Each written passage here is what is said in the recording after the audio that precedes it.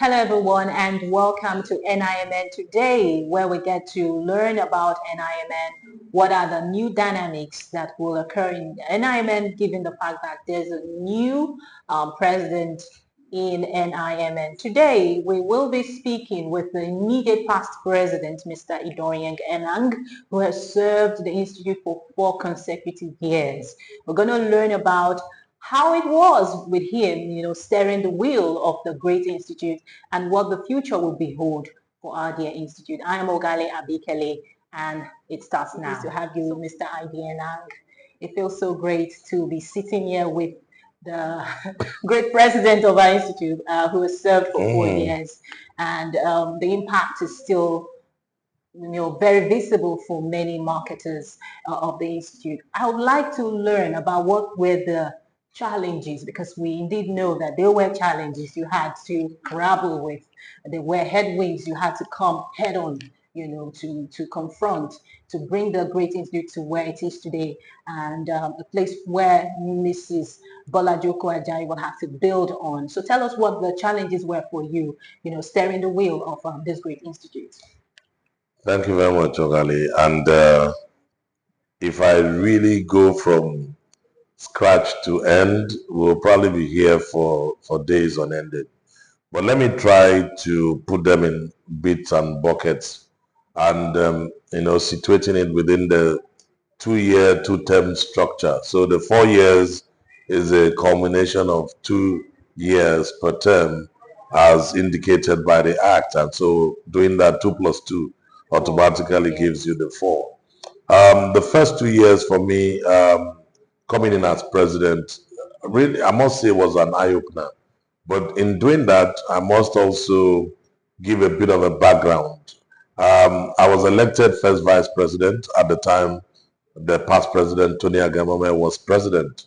And getting me to come in as first vice president was really a hard sell.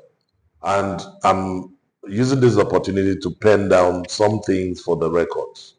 For the records, I accepted to run for the office of the first vice president because of one man, Dr. Idorenyen. I need to give him that utmost respect and also to put it on the record. Dr. Idorenyen came to my office and said to me, ID, the institute needs you and you need to come in and serve and ultimately help, beyond Tony's tenure. Who's next? He's more or less an elder statesman in our industry and also our institute. And I sat with him at my office at Magodo he was there for almost 3 hours. And it got to a point and I said, Doc, you know what, let me think about it. And when I did, when he left, I said to myself, how can a man of such caliber come in to speak to me about something? And I would not yield.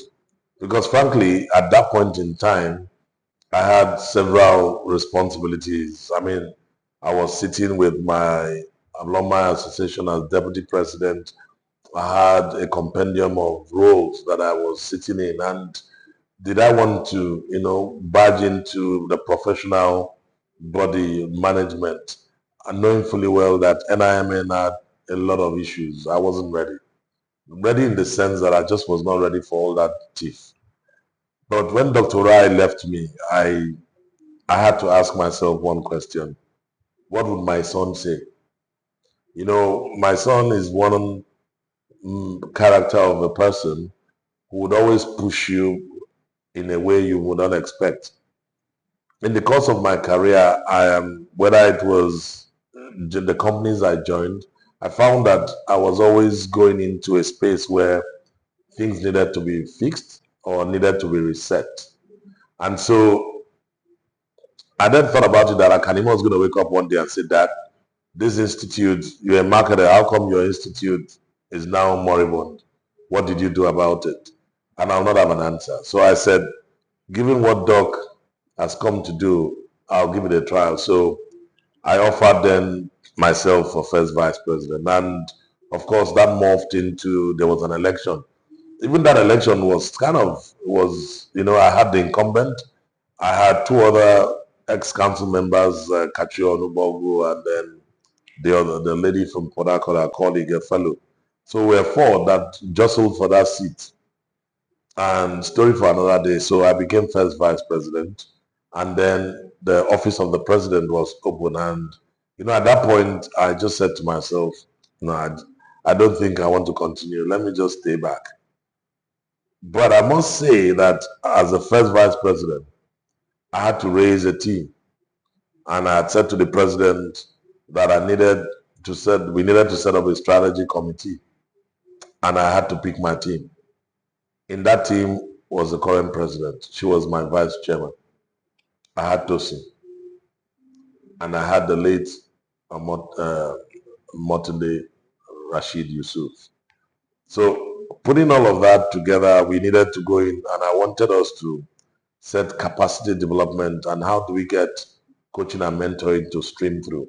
So we did some research, and we had feedback as to, or survey, why people were not joining the NIMN, and all across board sectoral bodies, AAAN, MIPAN, ACON, everybody. And it was very glaring that it wasn't an NIMN problem, that everybody, naturally people were not gravitating towards joining their professional associations. So why was a big question. I guess that gave me the impetus to say, let's turn the NIMN around. And so when I offered myself for the office of the president, my tagline was to reset the NIMN. And that reset in itself had several dimensions to it. And the dimensions it had were extremely serious. Serious to the extent that you needed to, when a gardener or a farmer needs to go plant a new seed, you need to excavate, you need to clear the soil. That's what it was. But I want to give credit to the past president, who was the president at the time.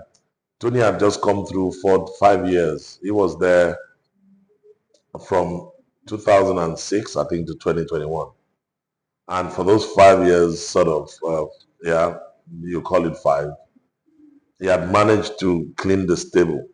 And when I talk about cleaning the stable, was repositioning the office, moving from where it was at CMD, reducing the staff to a very infinitesimal number, just about 4, and then trying to, get the bolts and nuts together. So that was in itself a fundamental step.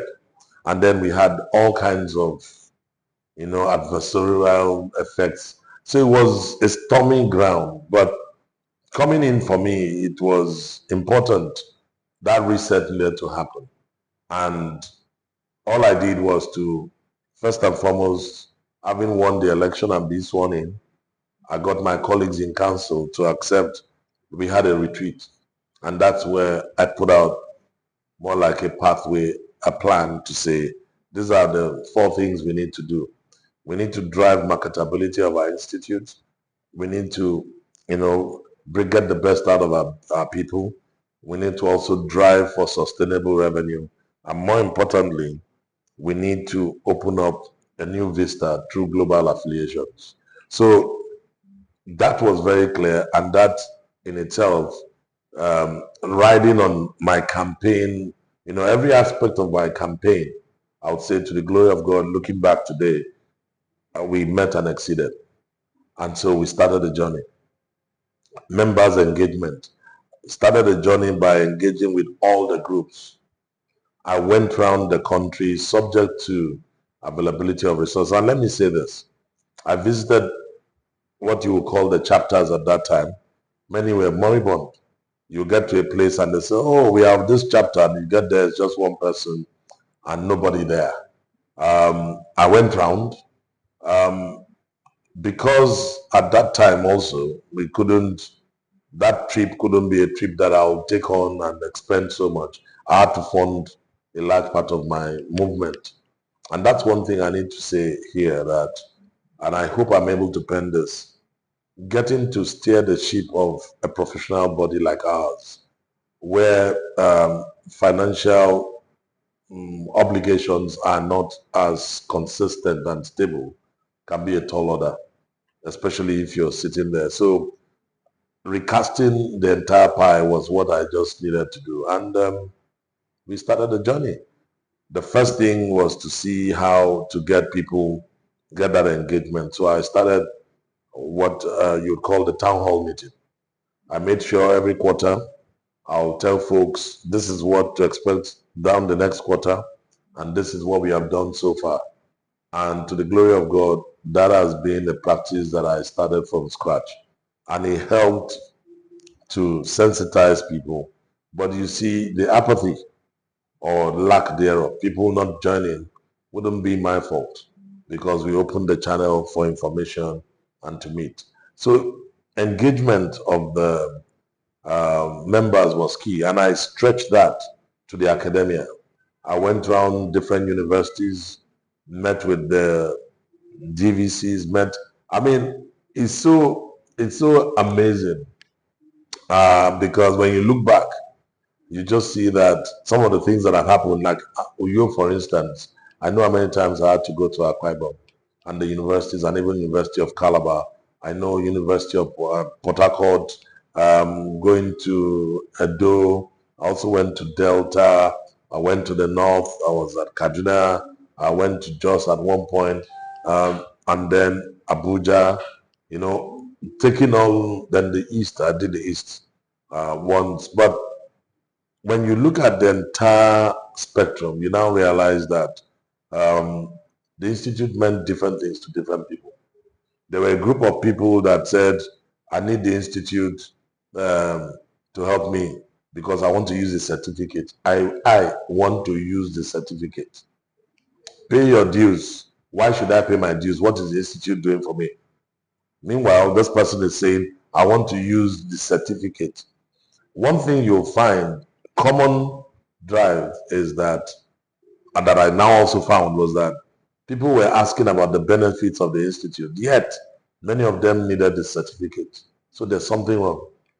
There's a disconnect somewhere. And so we needed to now give an occasion to it. And that, the big question was always, Chartered Institute of Marketing UK, I'm a member. Most of them were just lying. They were not members.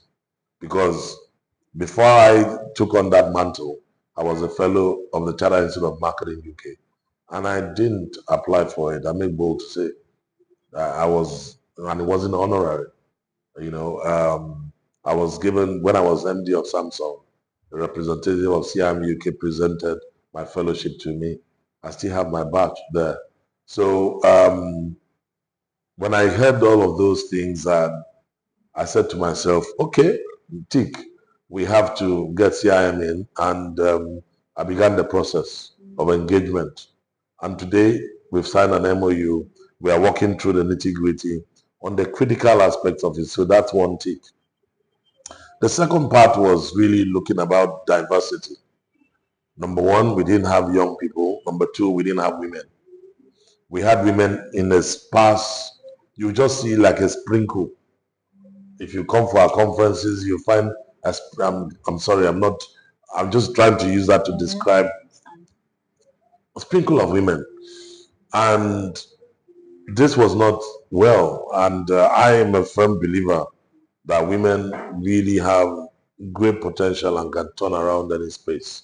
So my vanguard was to make this happen. And so the minute I came in, the first thing I decided to do, at that time, I recall Mrs. Olufade also had just joined in council. I supported her she had a conference, Women in Marketing, although it was just held once. And after that, but it allowed an opportunity for us to see some women. And then we started gathering and looking and searching seriously for talent. And each of those talents had to go through the process of identification and then nurture. You are one of those talents. Seeing them and saying, there's a role here, there's something you need to do, then pushing them into committees, pushing them to serve. And when we now had the first annual marketing conference after Lagos, we had Abuja. The first one that happened in Lagos, I had to go after Choma Afe. I said, Choma, you need to chair this. So Choma chaired the AMC for Lagos and also chaired the Abuja. Very successful. And we started pulling up different women, had them taking spaces. And today, you can look at the council. We have over 30% representation women. Look at the committees, women. Look at, in terms of chairman of chapter, the conference, the Excellence in Leadership award I gave to Evelyn, who is the chairman of the Port Harcourt chapter, and she's brought in exceptional leadership and dimension. Port Harcourt is the fastest and the best growing chapter that as at today. And I can say with every sense of duty that Uyo is following. As new as they are, Uyo is following. And that brings to bear that you'll find that the erstwhile old chapters, like Lagos, Island, Ikeja, mainland, they're sitting in that past glory space. And the members are not ready to express themselves yet. When you look at Lagos as being the multiplier space for everybody, but people are not joining. There must be a reason. And the first thing I decided was I was going to make myself to be a neutral, non-partisan, non-chapter president.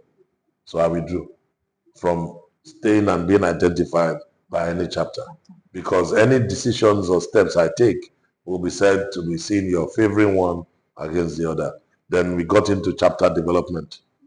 I started the process of, engaging the council and saying, based on what I had seen, I did a lot of surveys, both personal and also collegiate. I realized that people naturally want to morph into clusters. So I started a strategy and said, for us to grow the chapters, let us move back to one space of clusters. So for example, we now had verticals. You had your typical FMCG, you had oil and gas, you had hospitality, and then you can talk about the financial sector. There are marketing managers in hotels. Ibom Air, you have marketing managers, you have sales. These are all marketing people. And then we had the creative too. So you see a guy like Alibaba being fellow. He didn't start today. It was way back I spoke to Alibaba and Banky W. From the cluster strategy. Unfortunately, it didn't meet the light of day because most people didn't understand how it was going to be executed. So I saw insecurity creeping. Why? From the clusters. So you have, I said, clusters, a minimum of 10 people will form a cluster. And from multiples of clusters, they can have a branch. That branch will then morph over time. Different branches will then morph into a chapter. So you have a state chapter, and under a state there will be branches, and under every branches there are clusters. The clusters will be a culmination and a conglomeration of interest, whether oil and gas. So I'm a marketer, hospitality. In hospitality, you are in hotels, I'm in airlines, she is with, we put all of us together, and when we come together, in the cluster, we meet our individual needs. As a whole, in a branch, we meet our collective needs. But as a state, we are coming together as a body. That was a strategy. But it was shut down because people did not understand the end game. So I decided to shelve it and put it aside. But I salute the memory of Motunde Why I used to call her Rashid Yusuf. I now asked her to chair the membership and chapter development. Until her death, she put in her very best. And I could not, in any reasonable conscience, replace her. Because Motunde was with me from the very beginning. Very arduous, very, yes, you can call it an emotional thing, but I couldn't start reinvesting in another person what I'd invested time and knowledge and the drive and start again. I said, well, my time was very close. The next president would then take it and move it from there. So that was one aspect which I think did not. But the beauty of it is that year on year, we didn't need to convince people to join. But what I then had to swiftly do was to create reforms. People were sitting back before and they'll say, I spent 5 years now, I should now become this. I've spent 5 years now. I've been an associate. Now I want to be full member. No. At that juncture, I got council to approve that we set up an upgrade subcommittee, and then, before she was vice president, the current president brought her in again. It was strategic to begin to bring in. I mean, Bola Joko becoming president is not an accident. She's well prepared and well groomed, across. And I will tell you each of the spaces because there has to be intentionality. And this is speaking from a broader standpoint of people development and the capacity for sustainability, or what you may call enduring legacy. Many people look at me now and tell me, what's going to happen, your legacy? I said, it's not my legacy. My legacy is in people. So I invest in people, and the people will turn out the results. So it's not about Idorenyen. It's about the philosophy. It's about the idea. And then the Bola Joko at that time was the chairman of the upgrade committee, and we refined the rules. So no longer would you just wait and say, I want to upgrade. You have to go present your work. You've been a marketing person. Show us your work, what you do, what you've done in the last 5 years to merit that movement. Now it was no longer about quantity but quality, because we needed to now sift it. We're having all kinds of characters as marketers. I didn't want that. People who would only be taken advantage of. And then you see people come and say, this is the best marketer, this I'm the number one. It will only happen when it's a Jankara style. But when you filter the quality of members you have, it will then help push it. So I moved the agenda to 3 things. Number 1, membership. Membership became a key element. And there were 3 legs. Individual, just like I've mentioned. Corporate, corporate started going on a roadshow, pulling in corporate members new ones like High Energy, AG Leventis, who naturally would not be in your pool. And of course, institutions like NNPC Limited, who are broad, and then institutions like going into the pharmaceuticals.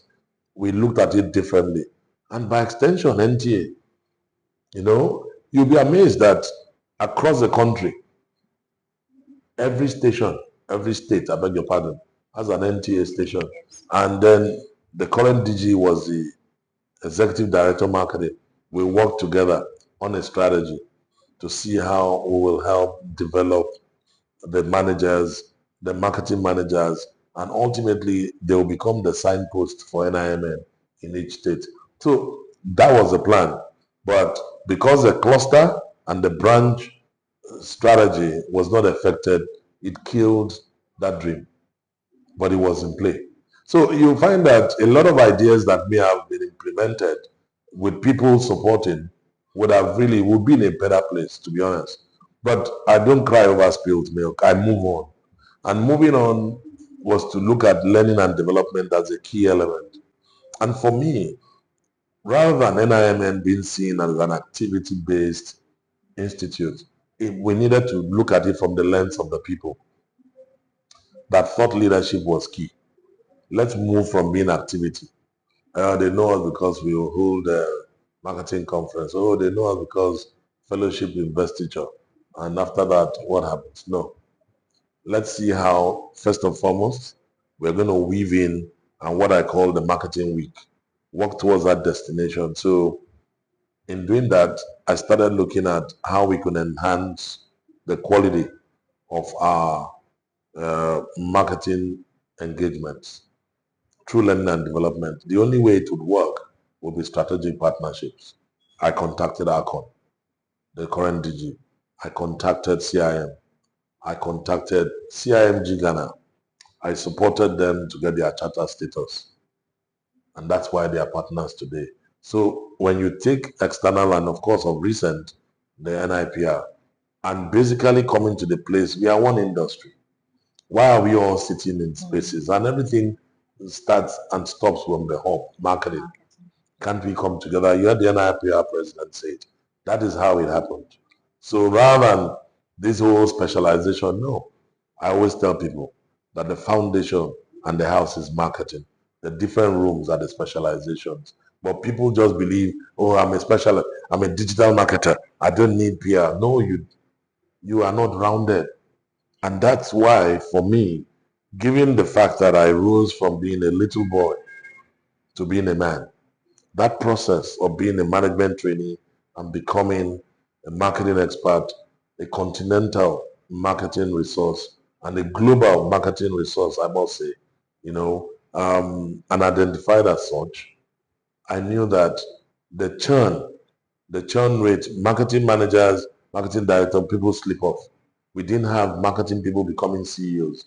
Very few of us marketers have made it to CEO level. Go check. Very few. And why so? Why is it so? Because we are not taking the thought leadership into business leadership and ultimately commercial leadership to allow us breast the tape and run the companies. So you have finance or supply chain people being mostly MDs, not marketers. To change that, we had to come back to learning and development. And that's why we partner with Lagos Business School. I'm telling you why I did all the things, because with an end in mind. So the marketer of the future will be a business leader because of all of this. If people take to exploit, if they consciously accept, put themselves to it, you'll find that they'll become business leaders. They'll be identified because you will have all the traction and arsenal. That's really, the dimension it has taken, and then taking the strategic partnerships of membership, learning and development. The third leg of this tool is really around the people. And being around the people is really talking about leadership development, creating a healthy pipeline. So you'd notice that in my 2 terms, I tried to do something, be very objective by picking the right talent, because for you to, the foundation of an enduring legacy is, first of all, you need to identify and nurture potential. How do you go about it? Look for raw talent, provide stretch assignments, and then offer feedback. So you would find the likes of Benita, who just been in the last 4 years, been coming in and doing so well. Why? The raw talent. With our HR background, with our operational background and general management, that's the kind of resource, raw talent you bring into a pool, you find such a person excelling. And then you also look around, you'll see some other bright spots that are sitting in there. It wasn't an accident, it was intentional. And I must say something too, and I'm putting this on the record because the names are there for you to see. The current second vice president, Walter, was in council, and we had to then sponsor him to go as the financial secretary for the Association of Professional Bodies of Nigeria, APBN. That's another group that we are part of. Very strategic for us. We need to have somebody in there. And it was part of my thinking that down the road, I should have at least 2 people ready in terms of succession management. If I'm leaving this table, who am I going to leave this table for? The bigger strategy in foundation of an enduring legacy is coaching and mentoring. So African Marketing Confederation happened in Uganda. The 2 candidates that we sponsored were Bola Joko and Walter. Walter couldn't make it because the visa didn't come out on time, but Bola Joko did. It's not an accident. You now find both of them as they were both second vice presidents. You find by the time they became vice presidents, I gave 1 year transition. I stepped back, and then I changed the ways of working. Gave one person responsibilities around here, the other around here, but both working all the way through. In the last 1 year, both VPs, as it was then, were working together and closely. And then what I said to them was, when the time comes, one of you will decide who will want to step in. I don't know who want to compete, want to come from the outside, but let me satisfy my conscience that I've been able to prepare people ready to take on the mantle. It's not an accident. And maybe people saw the handwriting on the wall. I don't know why everybody stepped back. I don't know. That I can't say. I'm not in the heart and mind of people. But I must also speak to the fact that, there were moments of chaos, potential chaos, but somehow God stepped in. When we were going to have a switch, the former registrar needed to retire, and there was a vacuum. There was going to be a vacuum. And again, looking for raw talent. Pat Sado, I didn't know her personally. I only met her at conferences. The first time was in Abuja in 2018, thereabouts. I just noticed that this lady, from then, she was always committed. You find her in NIMN driven stuff. Then in 2020, 2021, I also noticed that she was always consistent. So when I became president and I was setting up the committees, I asked that they put her in the education committee. Even when I called for meetings of the academia, she was always present. And when the time came, I suddenly said to folks, I desire that we have an academic. By the way, we need to bring the academia in. They've left us. So bringing an academic in as registrar will help tell them that it's inclusive. Yes. She didn't know. I didn't know. I never believed that she'd be the registrar. But I now consulted with fellows and seniors around who knew her. Finally, I presented her to council, and council said, of course. And that's how she came in. And I must give credit to Petroleum Training Institute, Warri, for releasing her. It was a part-time basis. We agreed she would do a part-time and almost like a sabbatical of sorts. And the tenure was spelled out. I went to the institution and met with the principal, and they didn't turn us down. They said yes. And that's why I need to go back to say thank you. Now, in those 2 years, I know for me, there are lessons learned. Number one, by the time you're bringing, when it comes into capability and capacity, I think, bringing her into this role of registrar was dropping her in a very big pond. I realized it midway, and I now knew that for me to see it to the end, I had to shepherd her all the way through. So I did a lot more shepherding. But what gladdens my heart is that as I leave and as we're going together, when I say leaving the stable, Pat is moving back to our place of assignment. She gained the promotion. Why? Because I kept telling her that there must be something to show where you're coming from, that you have changed and transformed. And that was glaring. And that for me is a big tick.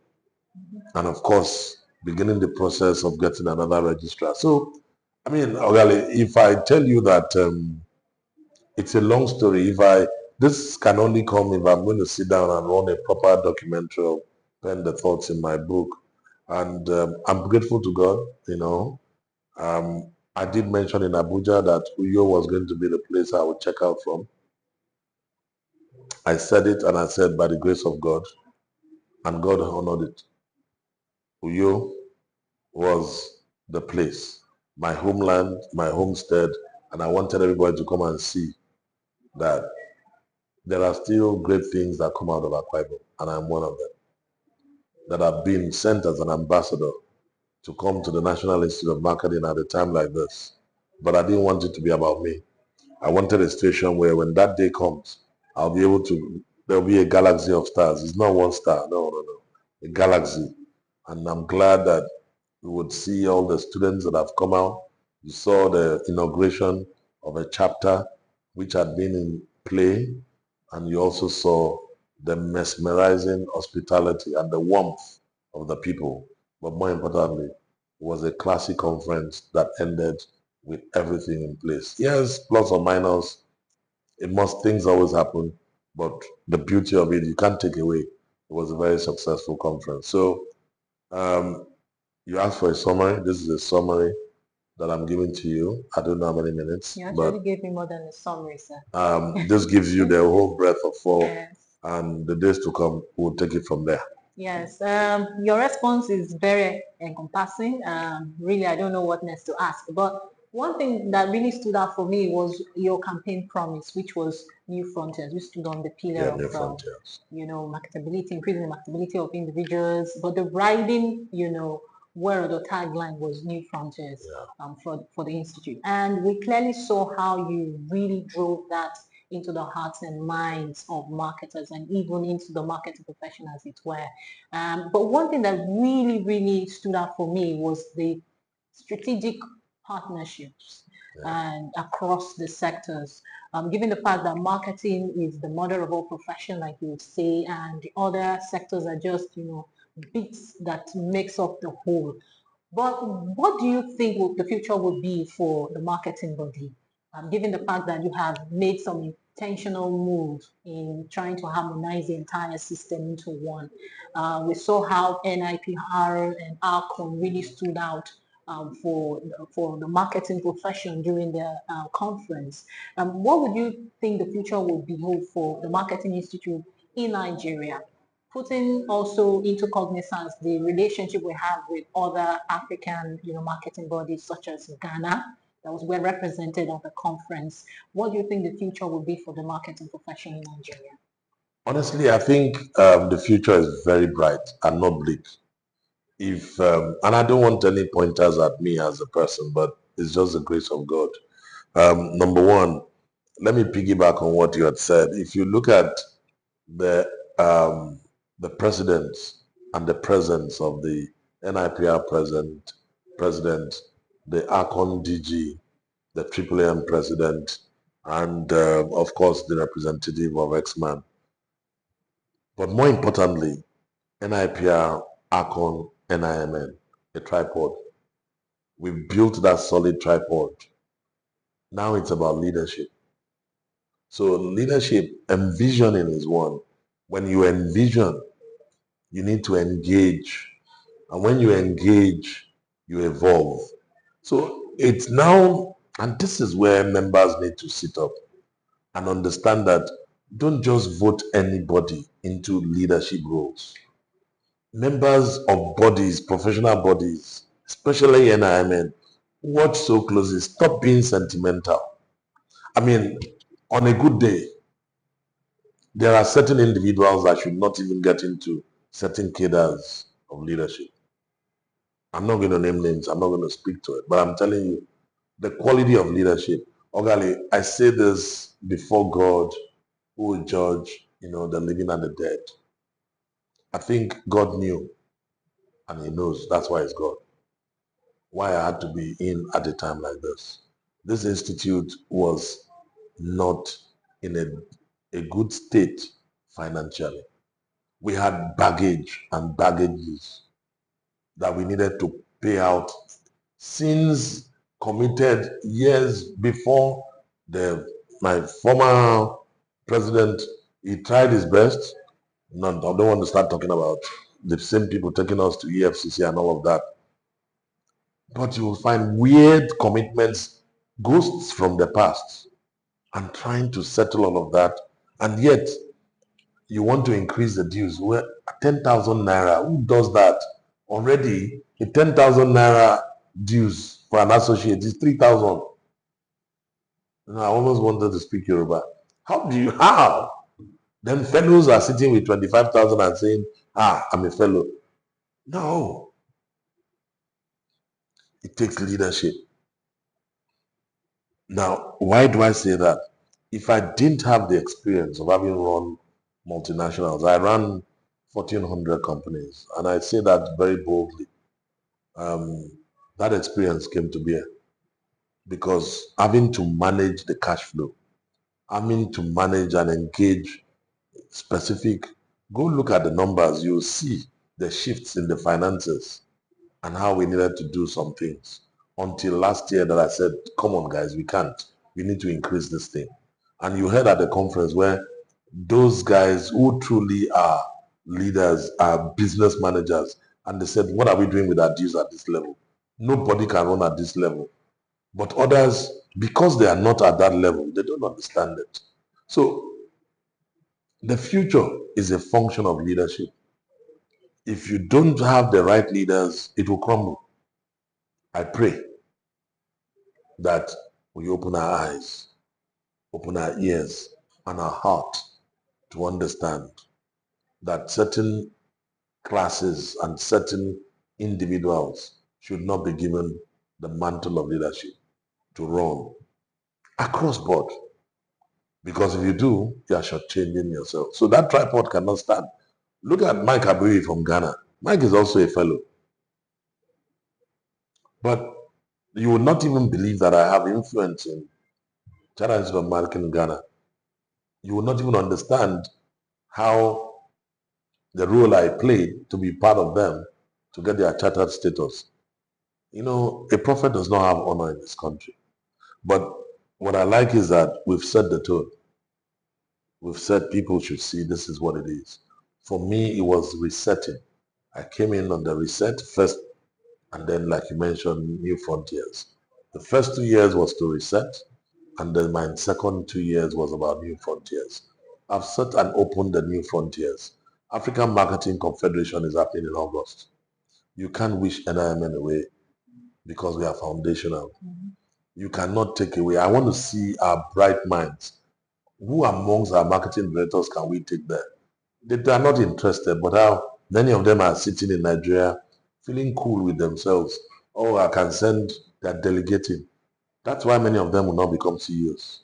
I'm telling you, I'm saying it. They are my bros. I didn't wake up to become MD because I was this. No, they also need to, humility needs to come into the hearts and minds of many a marketing leader.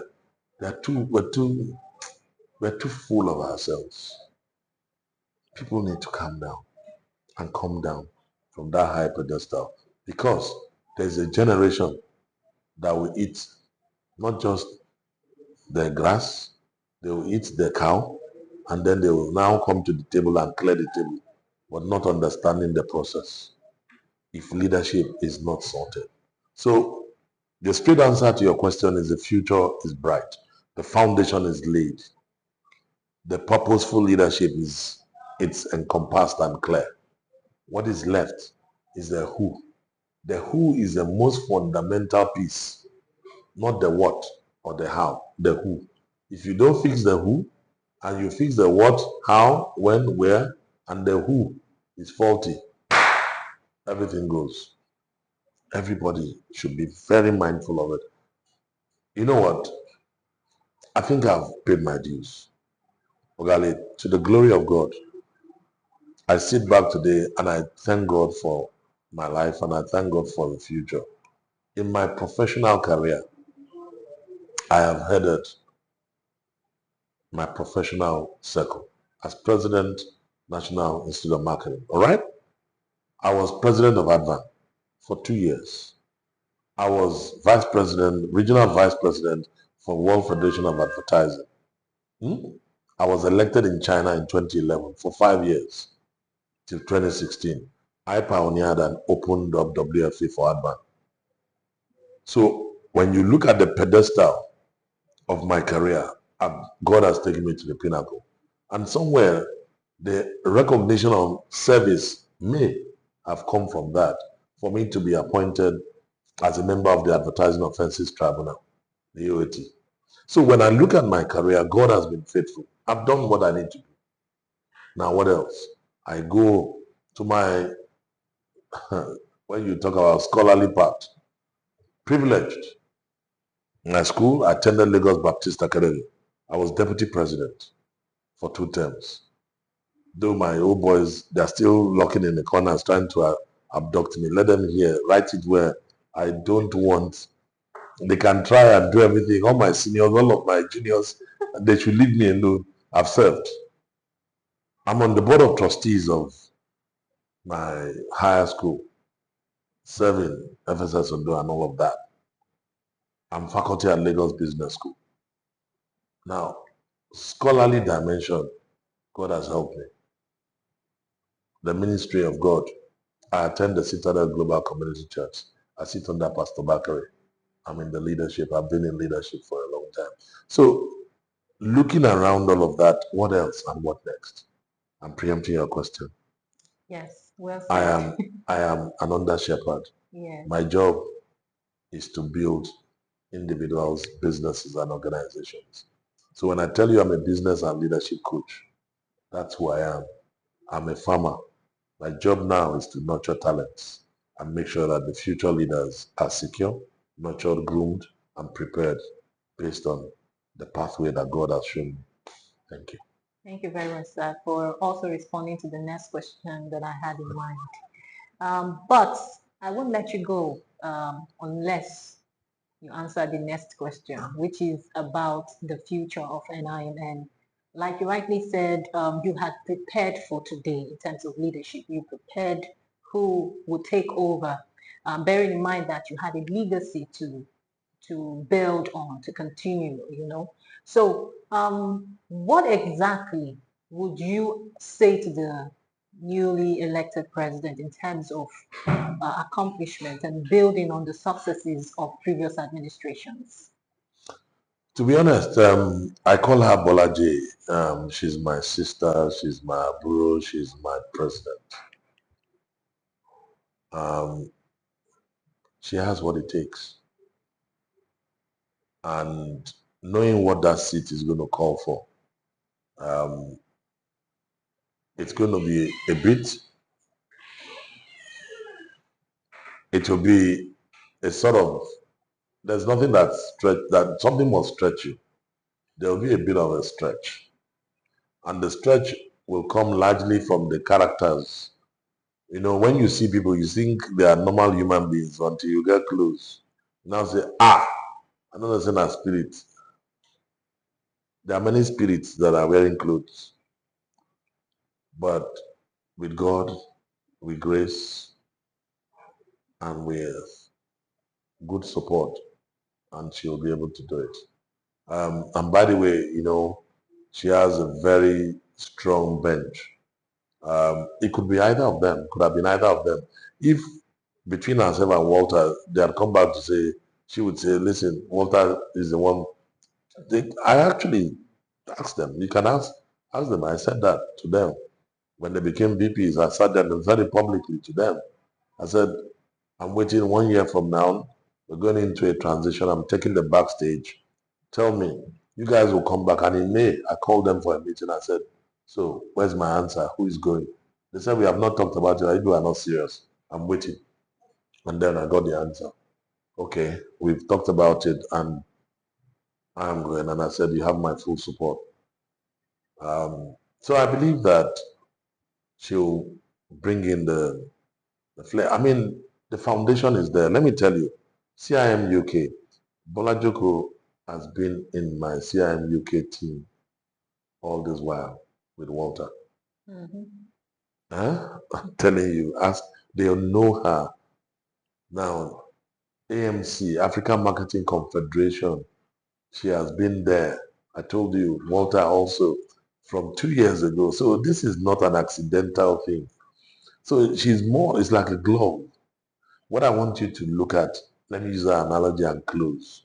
When you look at a glove, what do you see? It's a lifeless item until the hand gets into it. Mm-hmm. Now you found the hand. The glove is going to be activated. Mm-hmm. And that's the role we are. Fantastic. Thank you very much, sir, for your time. And it has been an interesting one too, because you've given us insight into what really went on in NIMN during your tenure.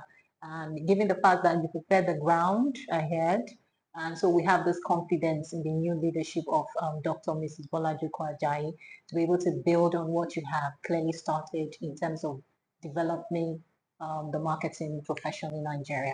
And that's it on NIMN today, a special interview series brought to you by the Brand Colossus to give us insights into what is going on in NIMN, given the fact that we've just elected the new president to take on from Mr. Idorenyen Enang, who has served the Institute for 4 consecutive years. So more interviews will be coming after now. Stay tuned. I remain Ogali Abikele. Thank you.